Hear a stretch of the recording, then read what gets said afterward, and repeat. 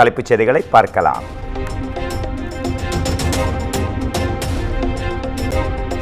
தனிநபர் வருமான வரி விகித உச்சவரம்பில் மாற்றமில்லை. ஏற்கனவே இருந்தபடி 3 லட்சம் ரூபாய் வரை தனிநபர் வருமானத்திற்கு வரி இல்லை.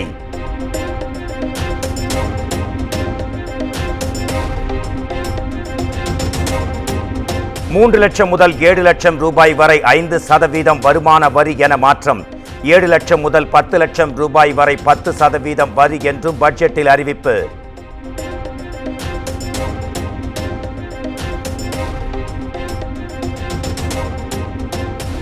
பத்து லட்சம் முதல் 12 லட்சம் வரை 15% வரி விதிப்பு. 12 லட்சம் முதல் 15 லட்சம் வரை 20% வரியும் 15 லட்சத்திற்கு மேல் 30% வரியும் விதித்து பட்ஜெட்டில் அறிவிப்பு.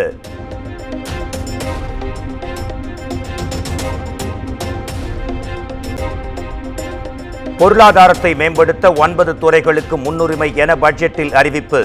உற்பத்தி, வேலை, ஊரக மேம்பாடு, எரிசக்தி பாதுகாப்பு உள்ளிட்ட துறைகளில் கவனம் செலுத்தப்படும் என தகவல்.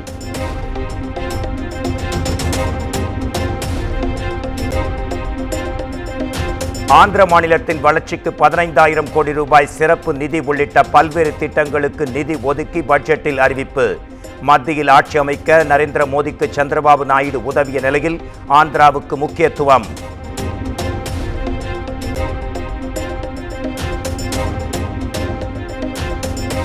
நரேந்திர மோடியின் ஆட்சியில் நிதிஷ்குமார் முக்கிய பங்கு வகிக்கும் நிலையில் பீகாருக்கும் பட்ஜெட்டில் முக்கியத்துவம். புதிய மருத்துவக் கல்லூரிகள், விமான நிலையம், சாலைகள், மழைநீர் வடிகால் உள்ளிட்ட திட்டங்களுக்கு 11,500 கோடி ரூபாய் ஒதுக்கீடு.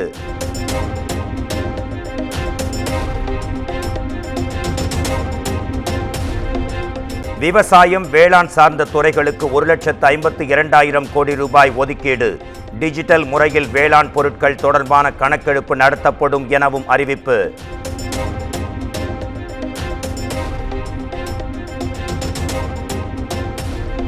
சிறு குறு தொழில்களுக்கு 100 கோடி ரூபாய் வரை கடன் என பட்ஜெட்டில் அறிவிப்பு.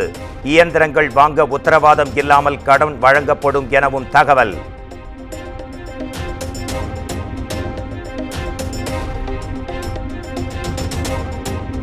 சிறு குறு தொழில்களுக்கு கடன் வழங்கும் முத்ரா திட்டம் கடன் வரம்பு 10 லட்சத்திலிருந்து 20 லட்சம் ரூபாயாக அதிகரிப்பு. இந்திய சிறு தொழில்கள் மேம்பாட்டு வங்கி சார்பில் புதிதாக 24 கிளைகள் திறக்கப்பட உள்ளதாகவும் அறிவிப்பு.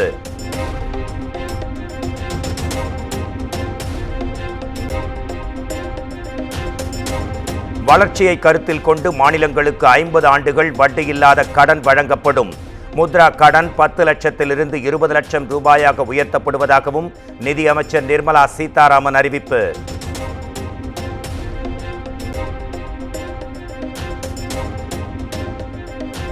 வேலைவாய்ப்பை அதிகரிக்க 3 முக்கிய திட்டங்கள் அறிவிப்பு.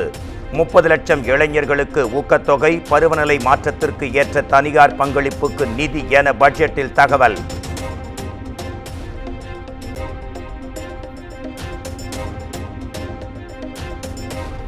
உயர்கல்விக்கு ஆண்டுக்கு 10 லட்சம் ரூபாய் வரை கடனாக வழங்கப்படும் என பட்ஜெட்டில் அறிவிப்பு.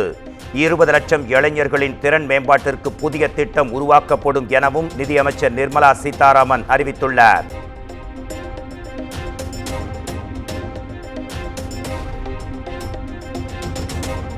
நாடு முழுவதும் புதிதாக 12 தொழில் பூங்காக்கள் அமைக்கப்படும். பட்ஜெட் உரையில் நிதியமைச்சர் நிர்மலா சீதாராமன் அறிவிப்பு.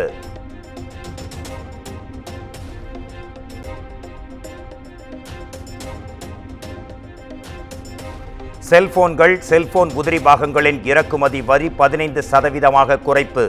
வெளிநாட்டு நிறுவனங்களுக்கான கார்ப்பரேட் வரியையும் 35% குறைத்து பட்ஜெட்டில் அறிவிப்பு.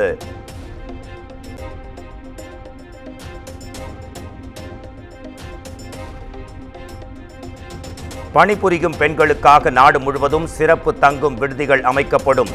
1 லட்சம் பயிற்சி நிறுவனங்கள் மேம்படுத்தப்பட்டு பெண்களுக்கு பயிற்சி வழங்கப்படும் என்றும் பட்ஜெட்டில் அறிவிப்பு.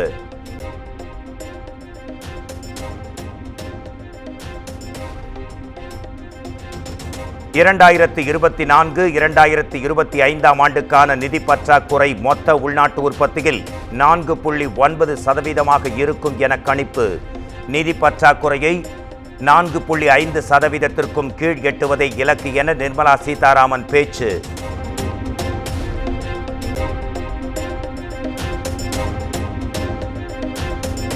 தங்கம் மற்றும் வெள்ளிக்கான இறக்குமதிக்கான சுங்கவரி 6% குறைப்பு.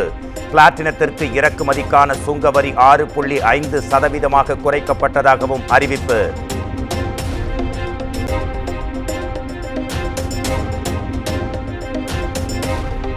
சென்னையில் ஆபரண தங்கத்தின் விலை சவரனுக்கு 2080 ரூபாய் குறைந்து 54,400 ரூபாய்க்கு விற்பனை. பட்ஜெட்டில் தங்கம் இறக்குமதிக்கான வரி குறைக்கப்பட்ட நிலையில் விலை சரிவு.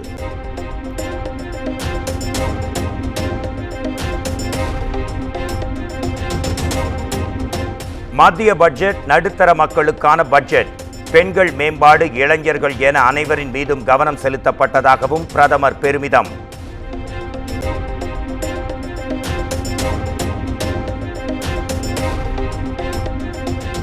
மத்திய பட்ஜெட் நாற்காலியை காப்பாற்றுவதற்கான பட்ஜெட்.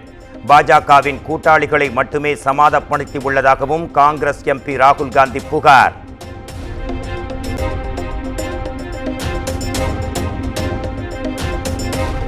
மக்கள் செலுத்தும் வரி நடைமுறைகள் பட்ஜெட்டில் எளிமையாக்கப்பட்டுள்ளன. பட்ஜெட்டால் வரி செலுத்தும் அனைத்து தரப்பினருக்கும் ஆதாயம் என்றும் மத்திய நிதியமைச்சர் நிர்மலா சீதாராமன் பேட்டி.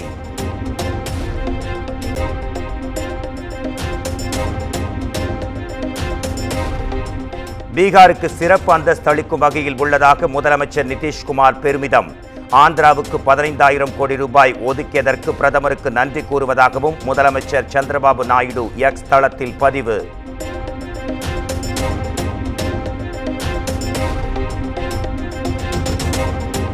தமிழ்நாட்டின் நலன் முழுமையாக வேண்டுமென்றே புறக்கணிக்கப்பட வேண்டும் என்பது போல் அமைந்திருக்கிறது மத்திய பட்ஜெட்.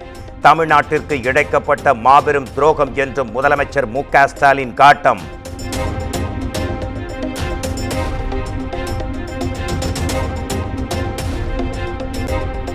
பாஜக அரசை தாங்கி பிடிக்கும் மாநிலங்களுக்கு மட்டுமே நிதி ஒதுக்கப்பட்டுள்ளது. மத்திய பட்ஜெட் கூட்டாட்சி தத்துவத்திற்கு எதிராக உள்ளதாகவும் முதலமைச்சர் மு.க. ஸ்டாலின் கருத்து.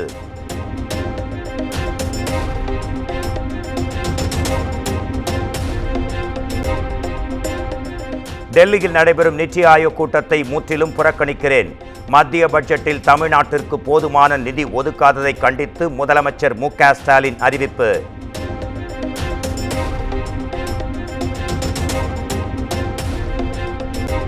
முதலமைச்சர் மு.க. ஸ்டாலினை தொடர்ந்து பிற மாநில முதலமைச்சர்களும் நிதி ஆயோக் திட்டத்தை புறக்கணிப்பதாக அறிவிப்பு. மத்திய பட்ஜெட்டில் பாஜக ஆளும் மாநிலங்களுக்கு மட்டுமே பலன் உள்ளதாக தெலங்கானா, கர்நாடகா, இமாச்சல் மாநில முதலமைச்சர்கள் குற்றச்சாட்டு.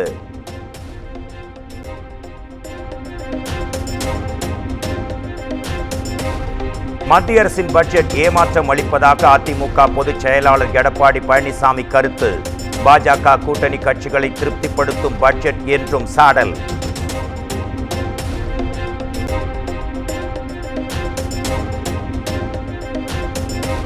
மத்திய பட்ஜெட் அனைத்து குடிமக்களின் கனவுகளை நனவாக்கும் வகையில் உள்ளது. நாட்டின் ஒட்டுமொத்த நீண்டகால வளர்ச்சிப் பாதையை உறுதி செய்யும் என்றும் தமிழ்நாடு பாஜக தலைவர் அண்ணாமலை பேட்டி.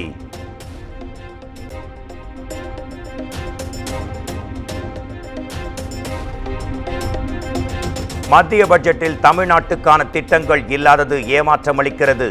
வரி குறைப்பு, வேலைவாய்ப்பு திட்டங்கள் வரவேற்கத்தக்கவை என்றும் பாமக நிறுவனர் ராமதாஸ் கருத்து.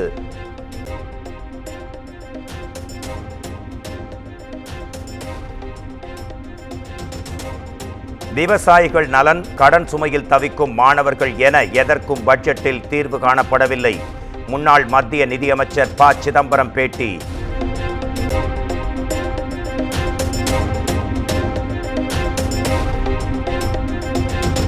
தமிழ்நாட்டுக்கு வெள்ள தடுப்பு நிதி ஒதுக்கப்படாததை கண்டித்து தமிழக எம்பிக்கள் கடும் அமளி. ஆதரவு கட்சிகள் ஆளும் மாநிலங்களுக்கு மட்டும் நிதி ஒதுக்கியதாக கூறி வாக்குவாதம்.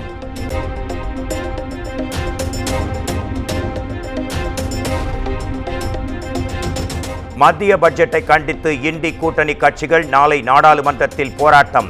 பாரபட்சமான பட்ஜெட் என குற்றம் சாட்டி போராட்டம் அறிவிப்பு.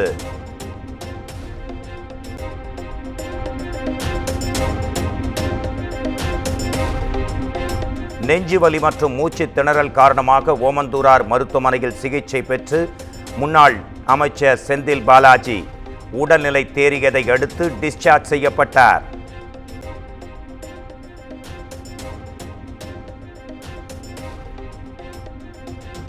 மின் கட்டண உயர்வை கண்டித்து சென்னையில் அதிமுகவினர் ஆர்ப்பாட்டம். கட்டண உயர்வை திரும்ப பெற வலியுறுத்தி அதிமுகவினர் கண்டன முழக்கம்.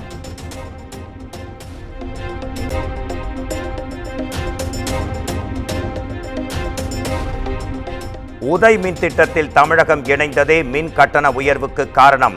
ஆட்சியில் இருந்தபோது திட்டத்தில் இணைந்துவிட்டு தற்போது போராட்டம் நடத்தலாமா என்றும் அமைச்சர் தங்கம் தென்னரசு கேள்வி.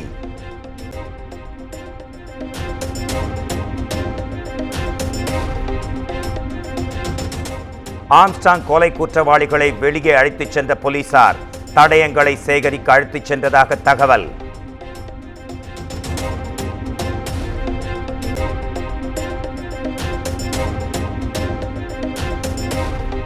சட்டவிரோத பணப்பரிமாற்ற தடை சட்ட வழக்கில் கைதான ஜாஃபர் சாதிக் மீண்டும் சிறையில் அடைப்பு. வருகிற 29ஆம் தேதி வரை நீதிமன்ற காவலில் அடைக்க சென்னை முதலாவது அமர்வு நீதிமன்றம் உத்தரவு.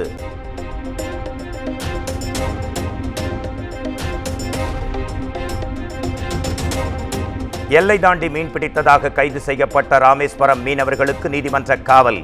9 மீனவர்களுக்கும் வருகிற 6ஆம் தேதி வரை நீதிமன்ற காவல் விதித்து இலங்கை ஊர்காவல்துறை நீதிமன்றம் உத்தரவு.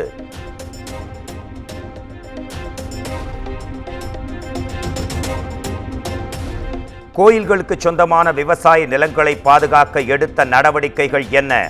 விரிவான அறிக்கை தாக்கல் செய்ய இந்து சமய அறநிலையத்துறைக்கு சென்னை உயர்நீதிமன்றம் உத்தரவு.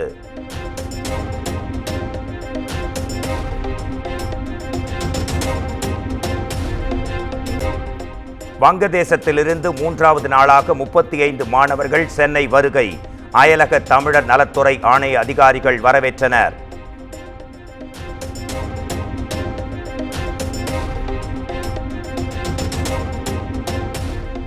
பாம்பனில் திடீரென்று உள்வாங்கிய கடல். வெளியே வந்த கடல்வாழ் உயிரினங்கள், தரை தட்டிய நாட்டு படகுகள்.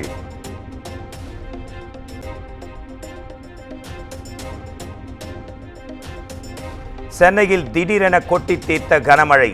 அடையாறு, சாந்தோம், பட்டினப்பாக்கம் உள்ளிட்ட இடங்களில் மழை பெய்தது.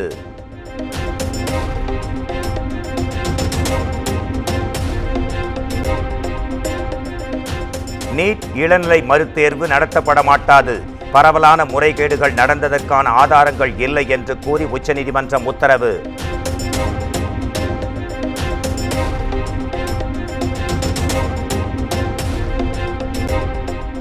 கேரளாவில் நிபா வைரஸ் பாதிப்பின் எதிரொலியாக தமிழக எல்லையில் தீவிர சோதனை.